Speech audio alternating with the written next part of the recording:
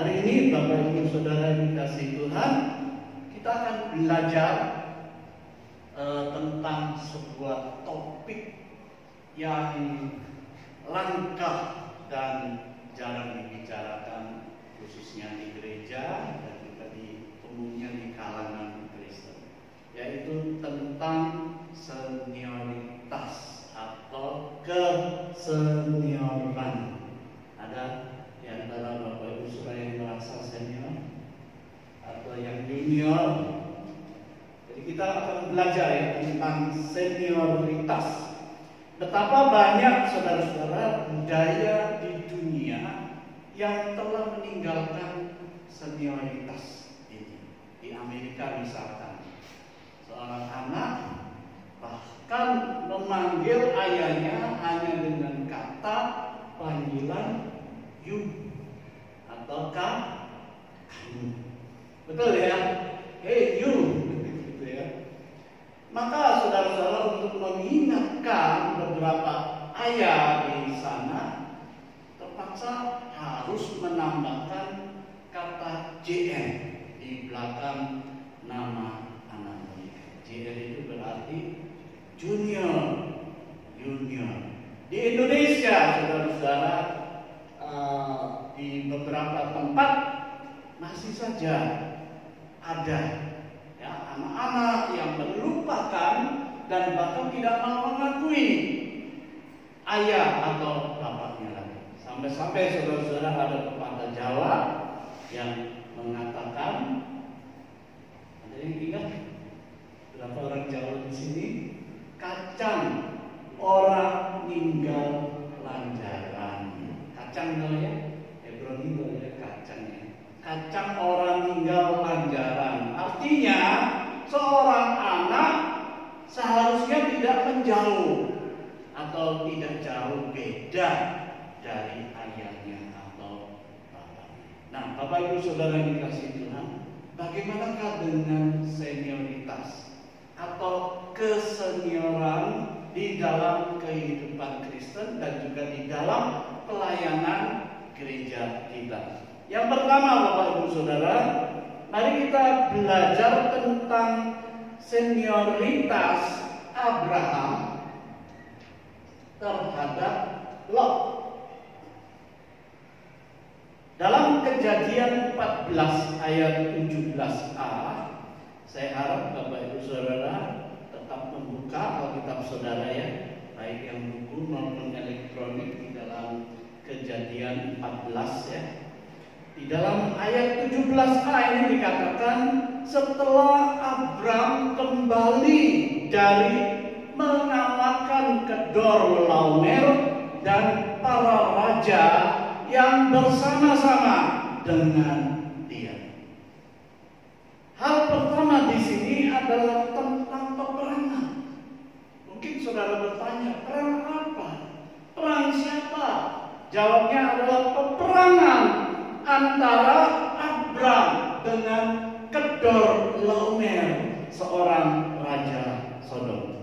Minggu lalu saudara-saudara kita telah belajar tentang Lot, di mana Lot yang junior sebagai seorang keponakan seharusnya dia belajar dari seniornya atau pamannya, yaitu Abram, atau paling tidak mencari nasihat dari orang yang lebih tua.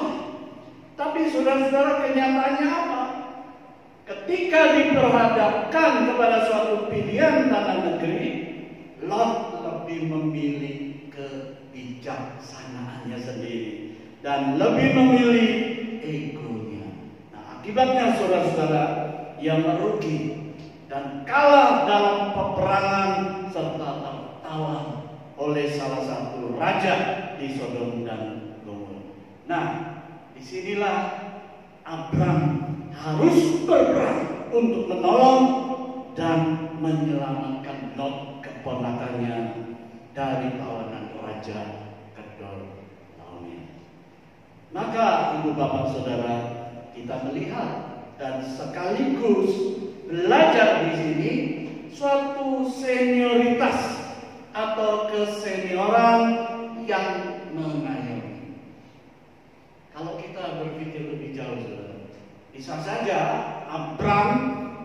membiarkan dan meninggalkan Lot akibat kesalahan pilihan hidupnya sendiri. Betul ya? Kalau saudara berpikir, apa repot-repot begitu ya?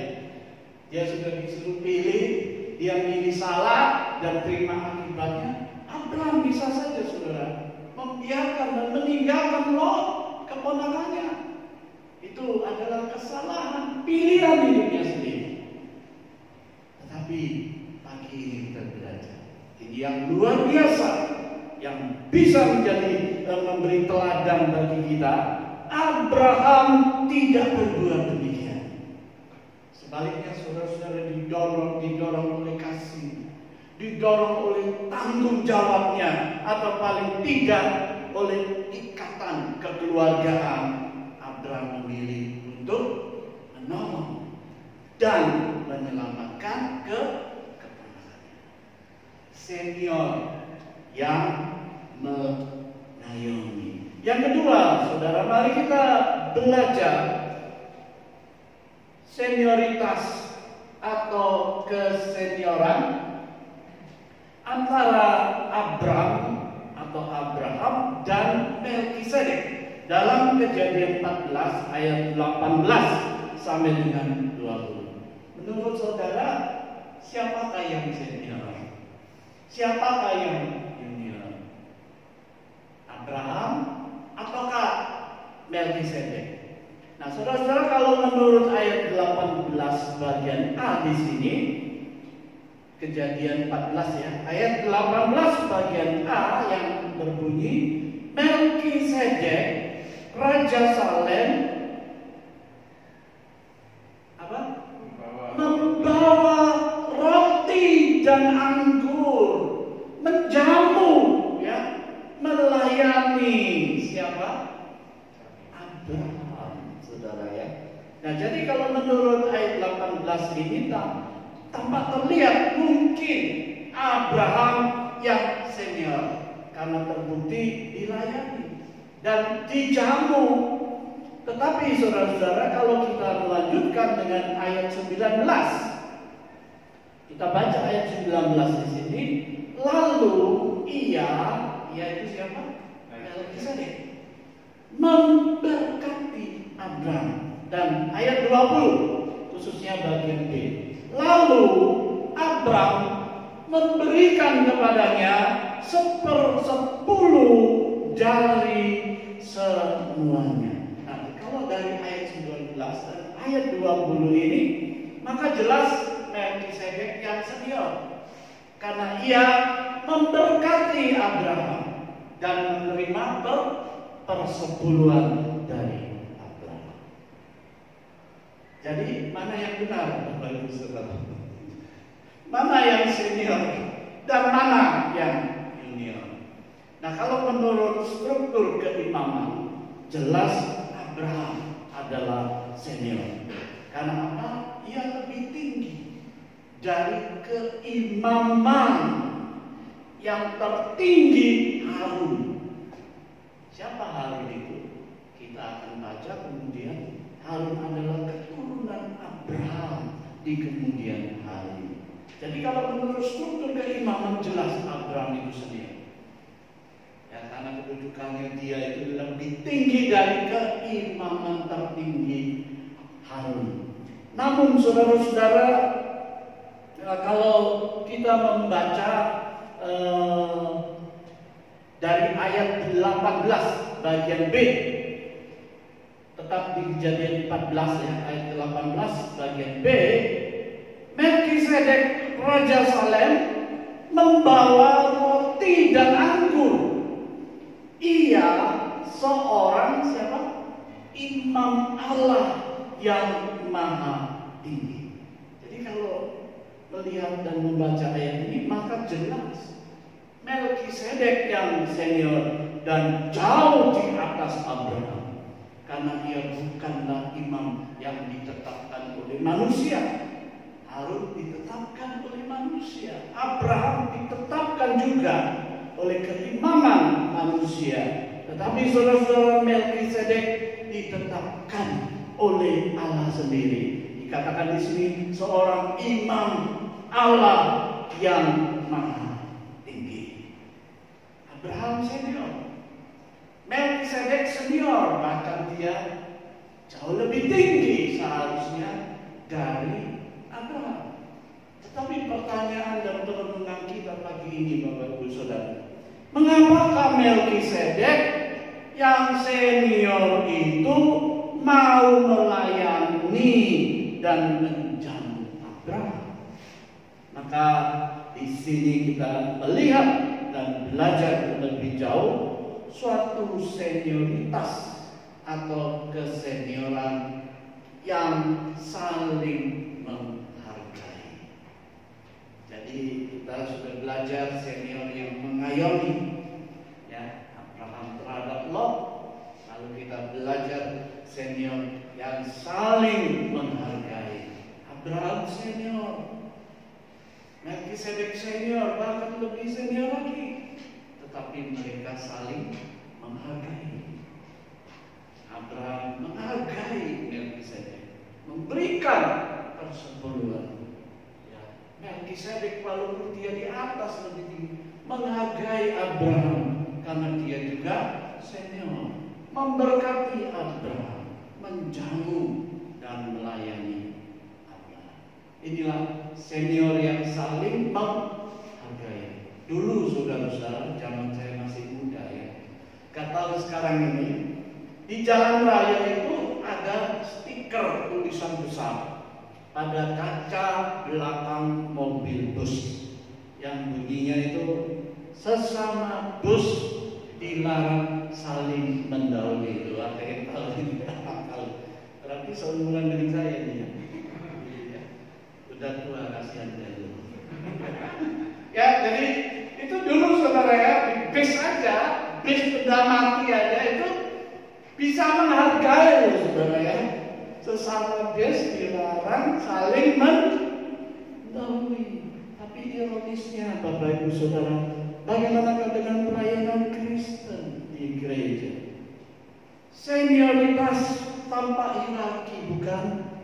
Yang senior bangga dengan keseniorannya, bahkan kadang-kadang menjadi sombong. Yang junior tidak mau kalah dan bahkan kadang-kadang melonjak, tidak sopan dan tidak hormat dengan senior. Betul atau betul? Pernah mengalami nggak Bapak Ibu Saudara? Saya itu banyak tahun pelayanan saya itu jadi dosen. Jadi saya punya banyak mahasiswa. Tidak di satu sekolah saja, tidak di sekolah baptis saja, tapi juga di STT lain saudara di Indonesia. Tapi ya begitu ya, sedihnya seorang guru pengajar dosen itu, yaitu kadang-kadang apa saudara nggak diingat oleh muridnya, nggak diingat itu lagu itu sedih, sakitnya di sini saudara. Aduh, ya ada beberapa yang masih sopan, masih hormat ya, tetapi oleh mungkin kedudukan, oleh mungkin pelayanan, lebih oleh materinya, finansialnya lebih tinggi, udah nggak meleleh siapa lu begitu saudara. Nah ini saudara-saudara, ya senioritas tanpa hierarki, ya. Senior demikian, junior juga demikian. Tetapi saudara-saudara, saya percaya tidaklah demikian seharusnya. Bahkan Yesus Tuhan kita mengajarkan pola kepemimpinan hamba, di mana diajarkan bahwa yang terbesar harus menjadi yang terkecil dan yang lebih tinggi harus merendah untuk melayani orang-orang yang di bawah dan dipimpinnya. Nah, oleh karena itu hal ini memimpin kita kepada kebenaran yang ketiga. Melkisedek adalah tipologi atau gambaran dari Kristus, atau bahkan prainkarnasi dari anak Allah. Saudara-saudara, misteri atau kemisteriusan Melkisedek sempat membingungkan banyak orang. Paling tidak ada dua tafsiran yang menonjol tentang diri Melkisedek ini. Berdasarkan Ibrani pasal yang ke-7 ayat yang pertama sampai dengan ayat yang ketiga, mari kita baca sebentar. Ibrani pasal yang ke-7 ayat yang pertama sampai dengan ayat yang ketiga. Sebab Melkisedek adalah Raja Salem dan Imam Allah yang Maha Tinggi. Mari kita loncati, kita lanjutkan menurut arti namanya. Melkisedek adalah, lanjut des. Nah ini ya, menurut arti namanya Melkisedek adalah pertama-tama Raja Damai, Raja Kebenaran, dan juga Raja Salem, yaitu Raja Damai Sejahtera. Ia tidak berbapa, tidak beribu, tidak bersilsilah, harinya tidak berawal, dan hidupnya tidak berkesudahan. Dan karena dijadikan sama dengan anak Allah, ia tetap menjadi imam sampai selama-lamanya. Ini manusia macam apa ya saudara ya? Tidak berbapa. Gua berbapa. Saudara berbapa ya? Tidak beribu. Kita punya ibu saudara ya? Tidak bersilsilah. Manusia apa ini saudara? Nah inilah saudara fakta tentang Melkisedek. Nah, berdasarkan ayat-ayat inilah beberapa orang Kristen mempercayai Melkisedek ini sebagai tipologi atau gambaran dari Kristus. Menurut namanya, menurut asal usulnya, dan menurut keimamannya.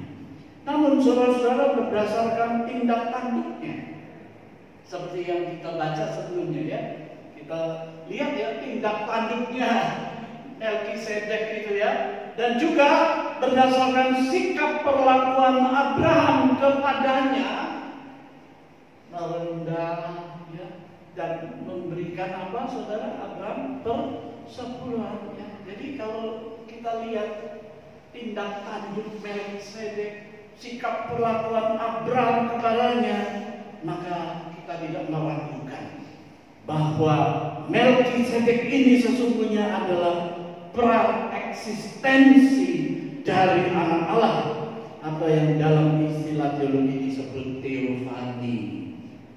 Theos itu Allah, faniu itu rupa ya. Jadi teofani itu berarti penampakan diri Allah dalam wujud manusia. Atau juga disebut Kristofani, itu lebih tegas lagi, lebih spesifik lagi, yaitu penampakan diri Kristus dalam wujud manusia. Dalam hal ini dalam wujud diri siapa? Melkisedek. Jadi siapa Melkisedek ini? Tak lain bukan adalah pribadi yang kedua dari Allah Tritunggal. Siapa namanya? Yesus Kristus. Immanuel. Maka Bapak Ibu Saudara yang dikasihi Tuhan, di sini kita melihat dan belajar lebih lanjut guys. Nah, senioritas atau kesenioran yang berkorban.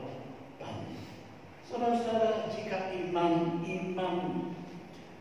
di dunia ini, ya apalagi di zaman Alkitab, ya termasuk imam besar Harun, hanya sebatas mempersembahkan korban kepada Allah.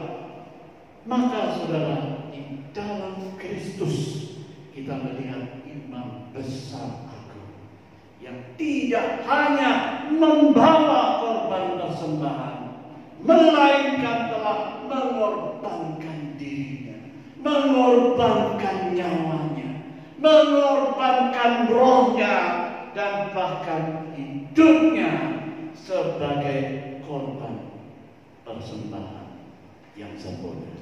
Nah, oleh karena itu, Bapak Ibu Saudara yang dikasihi Tuhan, dalam memikirkan senioritas atau kesenioran dalam kehidupan Kristen dan di dalam pelayanan di gereja, pertama-tama mari kita belajar tentang kesenioran dan menjadi senior yang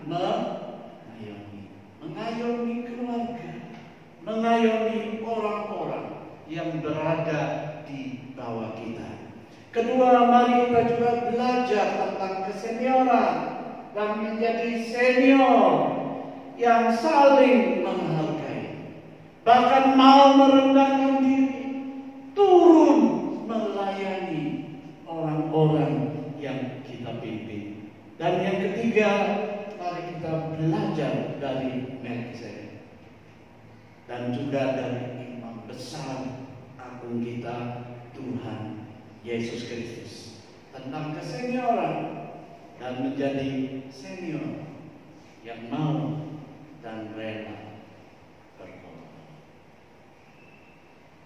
Mari kita menyanyikan satu lagu, Kasih Allahku sungguh telah berbukti.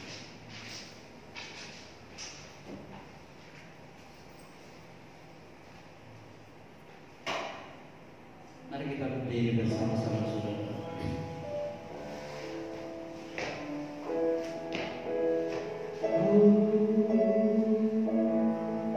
Kasih aku sungguh telah terbukti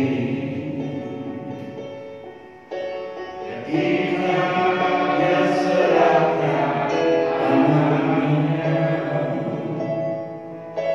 Kasih Allah berkorban bagi kau dan aku, ada kasih seperti kasih. Katakan sekali lagi, kasih Allah. Kasih aku sungguh telah terbukti ketika Dia serahkan anaknya. Kasih Allah berkorban bagi kau dan aku, ada kasih seperti kasih-Mu. Bersyukur, bersyukur, bersyukurlah, bersyukur karena kasih setiamu.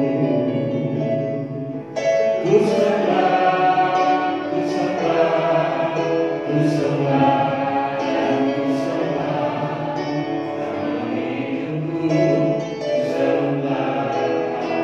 Bersyukur, bersyukur, bersyukur, bersyukur, bersyukurlah, bersyukur karena kasih setiamu.